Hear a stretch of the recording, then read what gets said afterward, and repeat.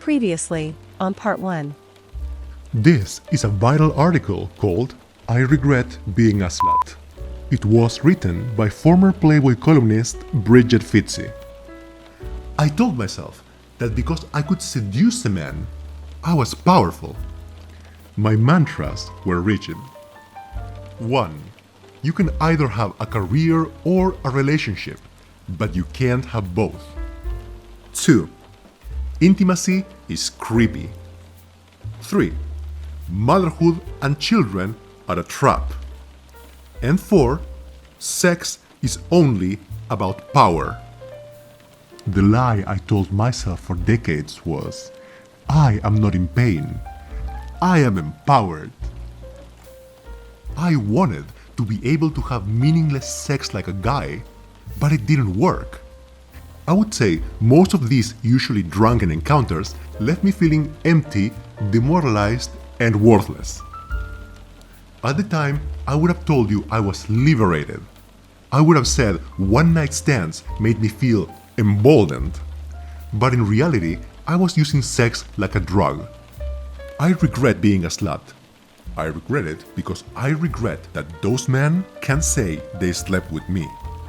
Still, that's how I know I finally value myself. Every woman should feel this way. Sleeping with me is a privilege, and you have to be worthy.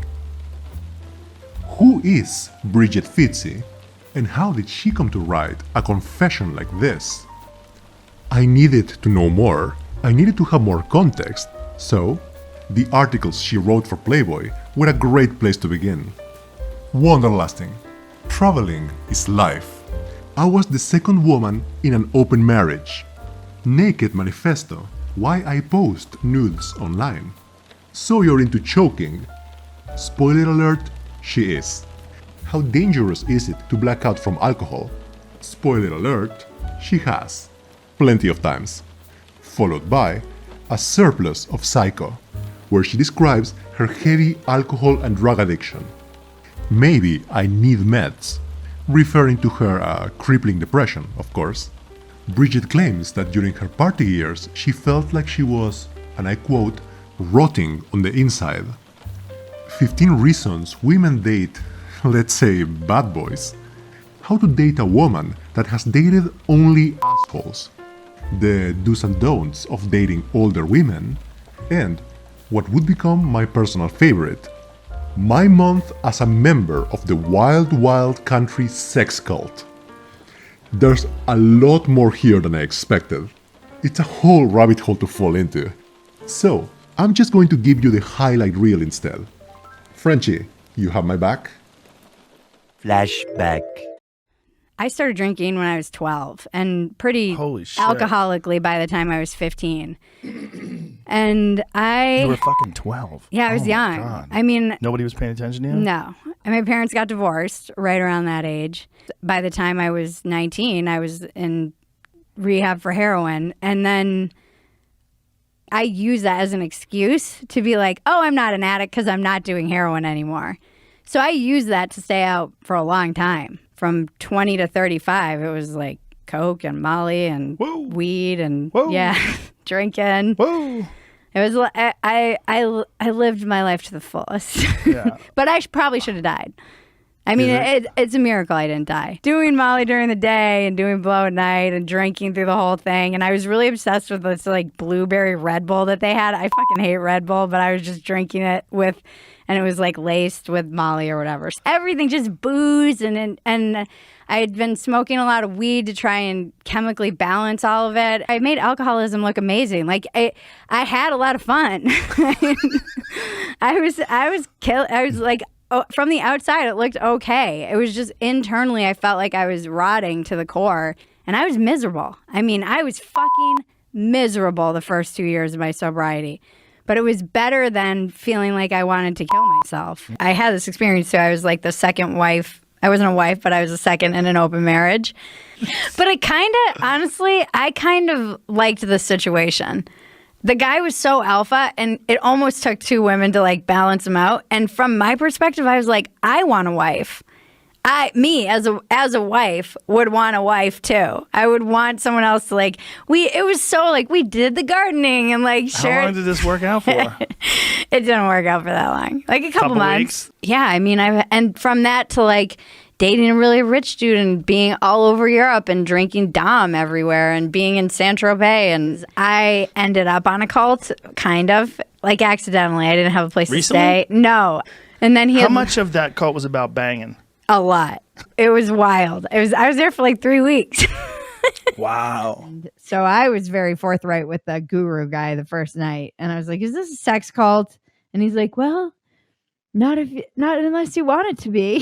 I'm like, oh, So no. yeah, that's a hard yes. So yes, it is. Yeah. I was like, oh, great. If you answer the question, is this a sex cult, with anything less than a flat no, Yeah. it's a fucking sex cult. I know. It's Yeah. we're on this like mattress on the floor, and then my friend came running in with the other guy, and they jump on the mattress on the ground, and they're like, hey, let's all have sex and get naked. And they were naked, and shit was getting really weird. And I realized I was in the middle of the jungle with these drugged out people that I barely knew, and now a man who wants to have sex with me who's jokingly threatening to kill me.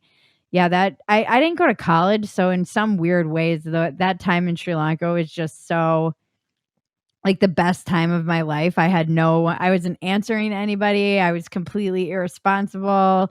I got to do whatever I wanted. It was just wild time and so much fun and meeting so many different people from all over the world. And yeah, it really was one of the best times in my whole life in terms of just being so free. Probably it was a lot of the like Molly making me feel this way, obviously. Yeah.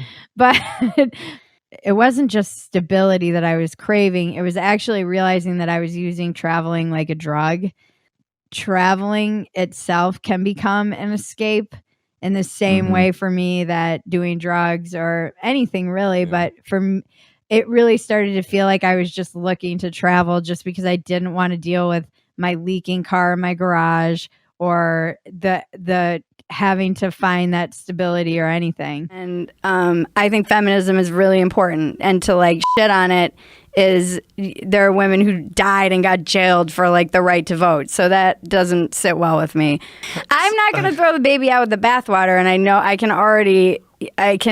the problem with my brain is that I'm always like contradicting myself. So I was told sex is empowering, and it's not fucking empowering if you're not empowered already. Like, in my experience, you were told sex is empowering as a part of feminism. It's kind of the messaging is like, women can have sex too, and just like it's an empowering thing. And for years, I was like, intimacy is so creepy. I just I couldn't make eye contact. No, we're not doing that. That's not happening. And it's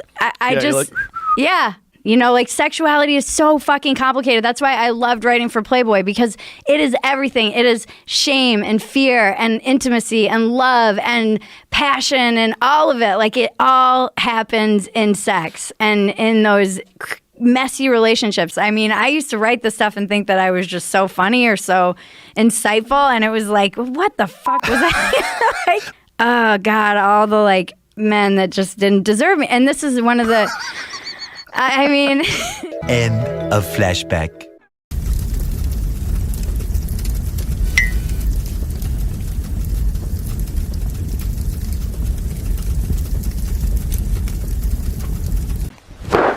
Now that's a lot of damage!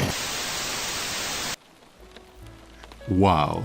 I mean, as I kept on digging, I kept on finding new and incredible stories. She was not joking. Briget was pretty wild during her party years.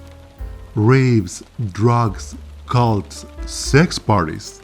Reading through her articles and listening to her interviews was almost like going on my very own disaster movie. An international train wreck, dumpster fires all over the place, buildings caving in, high-impact collisions, families crying in the back. I'm fairly sure there's a joke about the Eiffel Tower and getting smashed somewhere in there. Somewhere. But hey, listen, that's low-hanging fruit. We don't really have to go there. It was super entertaining, actually, just watching her eyes light up with excitement whenever she described her wild party years. She called them, and I quote, the best time in her life. Which was very strange to me because, just like traveling and alcohol, remember, in the article she wrote, she claims using sex like a drug, trying unsuccessfully to fill a hole inside of her. I mean, you could make the argument she was very successful at that. But really, no. She's actually making a great point. She's saying that, oh, no, we are not doing an Eiffel Tower joke. Have a little class, come on now. But no, seriously, let's think about this for a second. These two things we talked about are not really that compatible, right? We know for a fact that Briget looks back on her past of traveling, sex, and even bad boys like a drug, or like an addiction that took her to some pretty dark and dangerous places. She was very clear about that. Well, you don't usually hear former drug users looking back on their past of addiction and dependency and say, "It was the best time of my life," with a proud beaming smile. That just doesn't happen.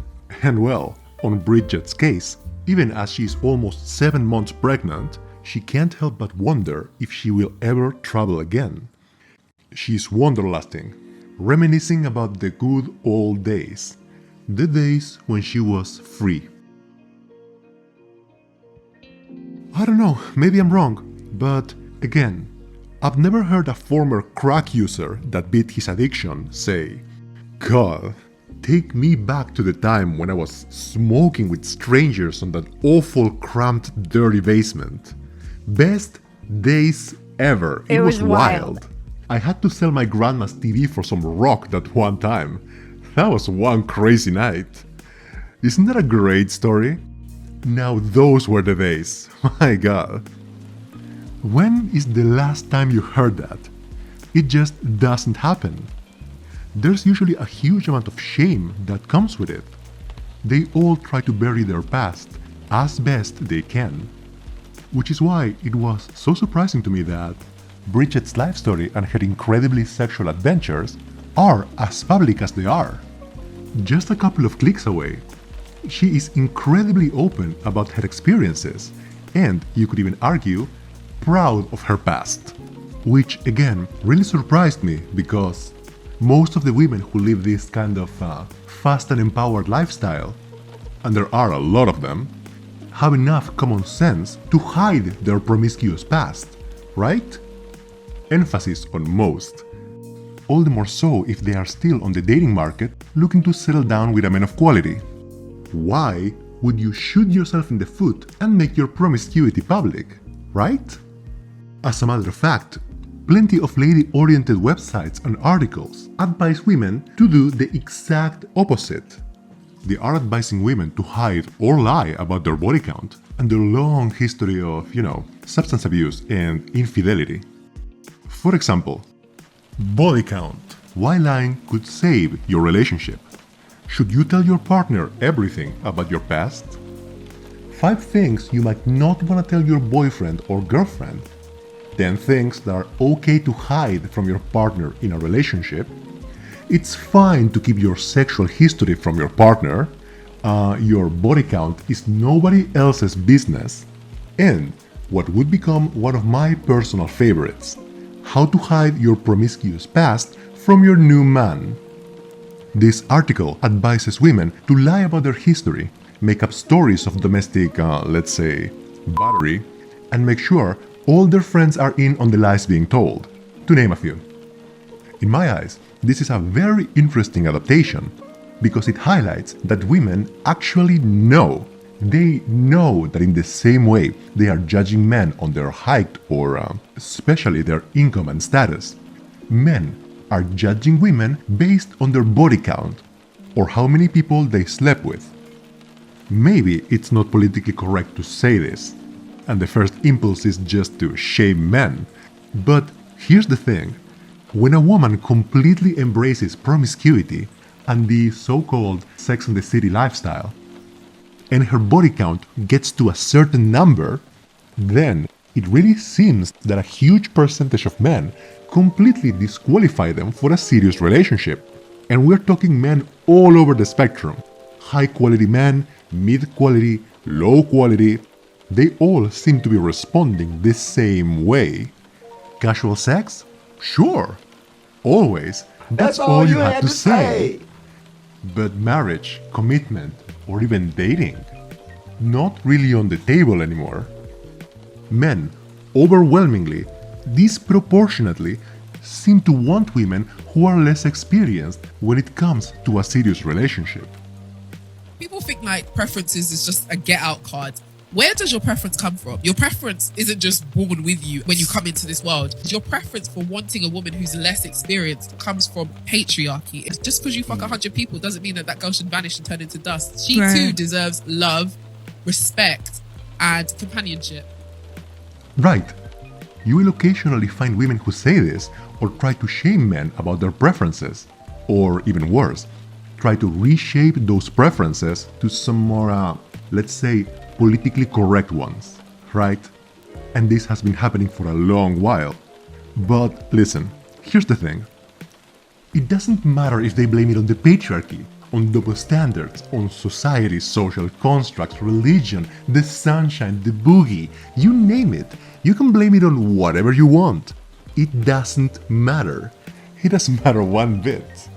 It doesn't matter if you call valuing virginity a pervasive and damaging social construct.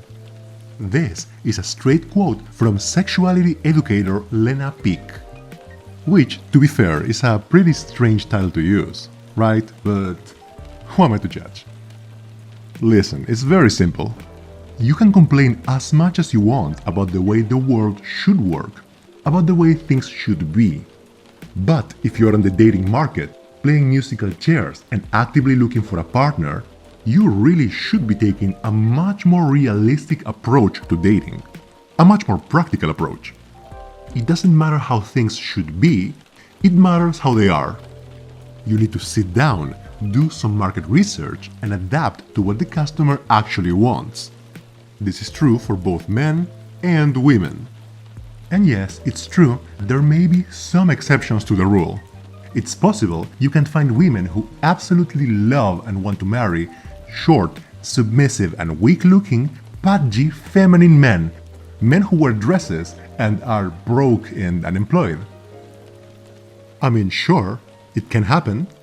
Let's cut to a clip. Normalize guys wearing nail polish, crop tops, honestly any clothes they want, dresses, skirts, whatever, and wearing makeup. Really redefining what it means to be a man.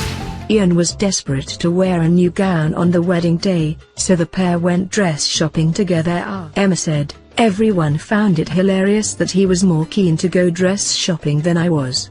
I feel like a princess, a hairy Jewish princess." Being a man means being strong. Being strong in that sense means being stoic, means being emotionless, and that's not real. Men are not meant to be dominant. Men are meant to be submissive. That's just how it's supposed to be. I don't know why everybody's trying to change the dynamic. Men are motherfucking submissive. Women are dominant. I'm dominant. I'm not gonna be submissive or a little bitch. Men can be vulnerable. Men can have feelings. Men can cry. It's okay to be weak. Dispelling toxic masculinity and really feminism all the way. The fuck? Like, who am I? I'm a bad bitch.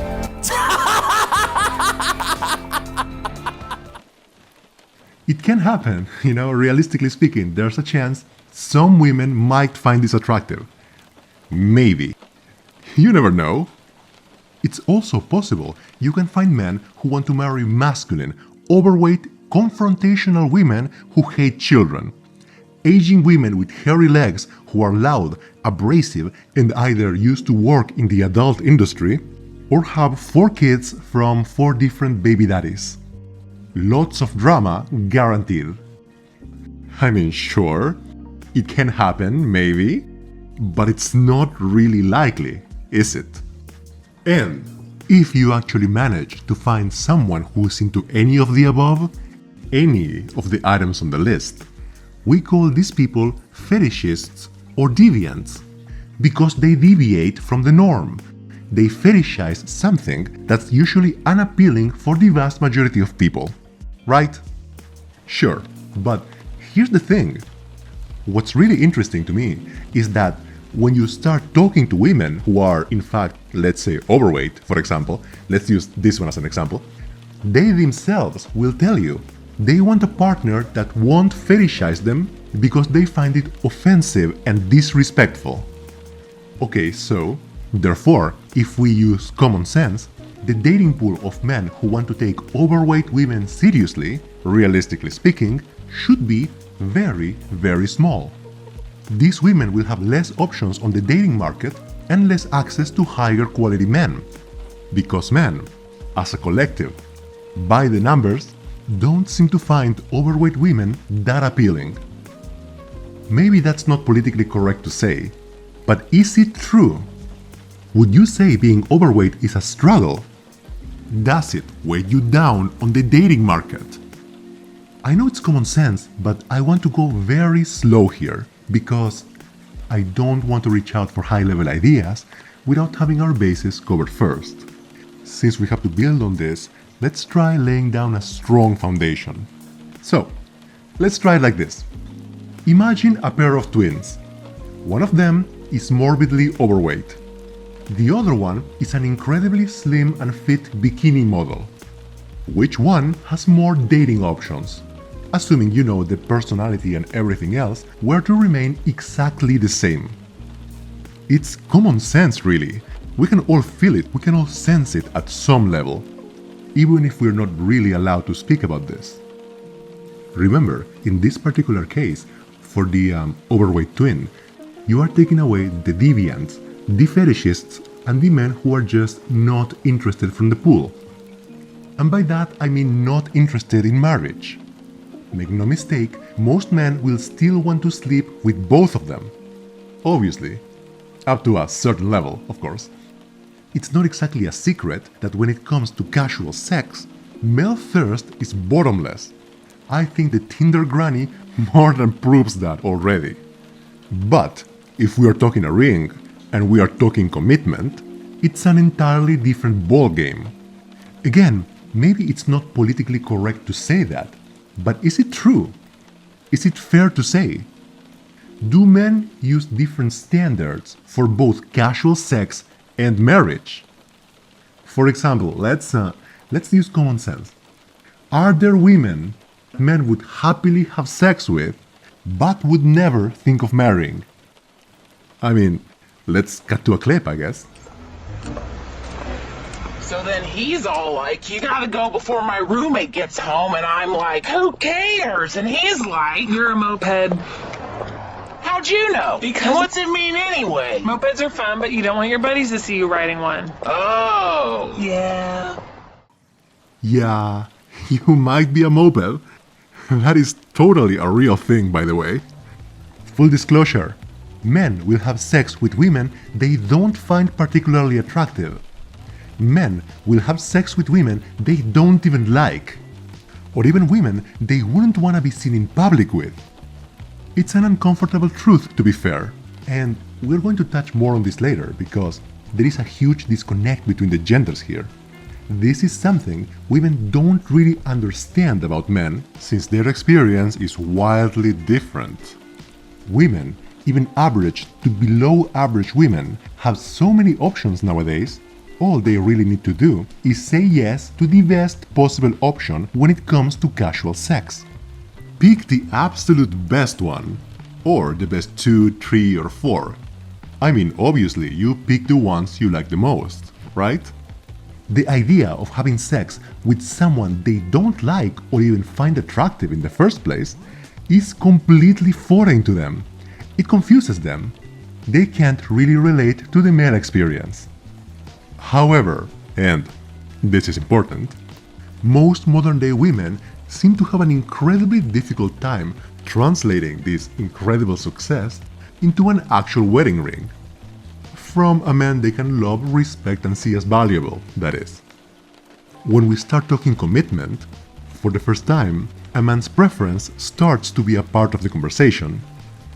What do men want? What do men like?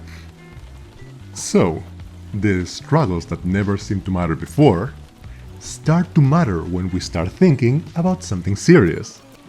Which, to be fair, can be pretty shocking for some women, especially the ones that never really pursued anything serious. It can be a pretty harsh wake-up call. Wait a minute, men have standards? They have preferences. Since when? When did this happen? High-value men have high standards by definition. Common sense. But to try and explain this a bit better, we are going to go all the way back to Ms.TRUNCHBULL right here. That's just lovely. This woman really scared the crap out of me when I was younger, I swear. Anyways, let's try to be real here. Do you think this absolute unit of a woman would have an easy or a hard time on the dating scene? Can she easily find a husband? I think we can all agree she doesn't just have one struggle, she has plenty. Finding a high-value man that's willing to look past all her struggles without fetishizing them is going to be incredibly difficult, especially if she's completely blind to her own struggles, or even worse, deluded herself into thinking they are incredible virtues instead. Or even worse than that, she's not willing to settle or compromise at all on the quality of men she wants. Is it realistic to say that's a recipe for disaster? So, it seems to me that if you're trying to date and want to be more successful, a good strategy to use would be to fully understand and be as realistic as you can about your own flaws and struggles. Not to mention, you need to get educated about the kind of person you want to attract and what he or she wants in a partner. It's only common sense. Once again, we call this market research. What does the person you want? Do you qualify for this kind of person? And if you don't, using shame to gaslight people into buying products they don't particularly like or enjoy is a terrible business strategy, it really is. Best you can get out of people is a politically correct response before they run in the opposite direction. This is not exactly a secret, and it is true for both men and women. So listen, one more time, you can call it whatever you want. Bigotry, fat phobia, ageism, gold digging, transphobia, clout chasing, slut shaming, sizeism or height discrimination, racism, pretty privilege. Call it whatever you want. It doesn't matter. It doesn't matter one bit. You cannot shame people into finding you attractive. Attraction is non-negotiable. You cannot shame people into sleeping with you. You cannot shame people into dating you, much less give you commitment. Or even if you could, it seems like a terrible idea. Talk about a healthy start to a marriage, right? In today's climate, that's not really going to happen. So, what we need right now is information. We don't want propaganda. We don't want lies. We want the actual truth. So, an interesting question to begin with would be, what are women really looking for in a man? It's a great place to begin. So, let's do some market research. What do women really want? And the problem here is that there's a whole lot of misinformation going around. Oftentimes, even women have absolutely no idea what they want. We touched on this before on a previous video, but we can refresh it, I think. Let's cut to a clip. Gentlemen, today we're sharing with you what women really want in a guy. Here's the challenge with women. They say they want one thing, but their actions speak otherwise. And needless to say, that can be confusing. surprising her with her favorite flowers she told you about on your first date is just one way listening pays off. What attracts women to men? Tattoos. Muscles. Not too many muscles, but not too chubby, please. I like men that are smart, men with a brain. Funny, good looking. It's all about personality, you know? It's all about personality. Good teeth and a good duper. Curly hair really does it for me. I would say funny. Funny men. I like men who is very kind, opening the doors. Funny and kind. That they are polite, they are nice, that they're gentlemen, basically. Okay. So the question of the day is, you gotta finish the line. I hate guys that are nice. Females be loving that toxic shit. Like, why? Oh, I don't know, because nobody wants a guy who actually likes them. Like, what the fuck? They're a real man.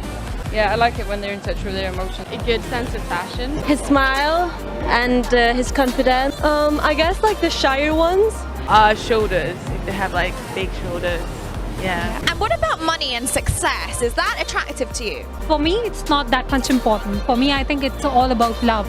Isn't everyone's dream just to get like taken care of? Pretty boys. I was going to say money as well. Like they don't have to be classically good looking. They can just have a vibe that's doable. He has to be funny, tall, dark and handsome. Okay. And it's not a shallow thing. I think every woman's dream is to be with someone that doesn't judge her. I think a girl that like can do anything that she wants freely and her man doesn't judge her, that's what every woman wants. Kind, generous. A sensitive soul, you know.